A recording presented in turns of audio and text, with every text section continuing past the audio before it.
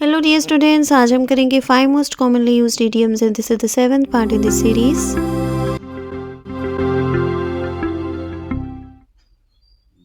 आज की first idiom है स्पीक ऑफ द डेविल। ये बहुत ही ज़्यादा कॉमनली यूज्ड idiom है।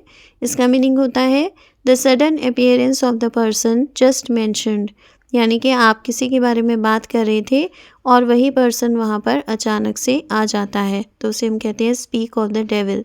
देखिए यहाँ पर सेंटेंस लिखा हुआ है speak of the devil here he comes, यानी कि आप किसी पर्सन की बात कर रहे थे और वही पर्सन वहाँ पर आ जाता है। Okay, speak of the devil here he comes, देखो वो यहाँ पर आ रहा है।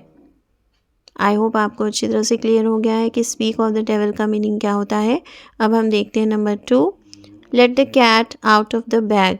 इसका मीनिंग होता है रिवील अ सीक्रेट केयरलेसली। जब किसी सीक्रेट को आप केयरलेसली रिवील कर देते हो, यानी कि किसी को बता देते हो। I was trying to keep the party a secret but my sister let the cat out of the bag, यानी कि मैं कोशिश कर रहा था या कर रही थी कि मैं पार्टी को एक सीक्रेट ही रखूं, लेकिन मेरी सिस्टर ने इस सीक्रेट को केयरलेसली रिवील कर दिया, यानी कि किसी को बता दिया।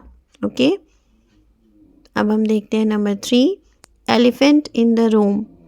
एलिफेंट इन द रूम का मीनिंग होता है अ मेजर इश्यू और कंट्रोवर्शियल प्रॉब्लम। कोई बहुत बड़ा इश्यू होता है या फिर कोई कंट्रोवर्शियल प्रॉब्लम होती है जिसके बारे में बहुत सारी डिस्कशंस होती रहती हैं, लोग उसको लेकर एग्री नहीं करते हैं आपस में, तो उसे हम कहते हैं elephant in the room. We had to identify the elephant in the room before we made the decision, यानी कि हमने मेजर इश्यू को पहचानना था डिसीजन लेने से पहले।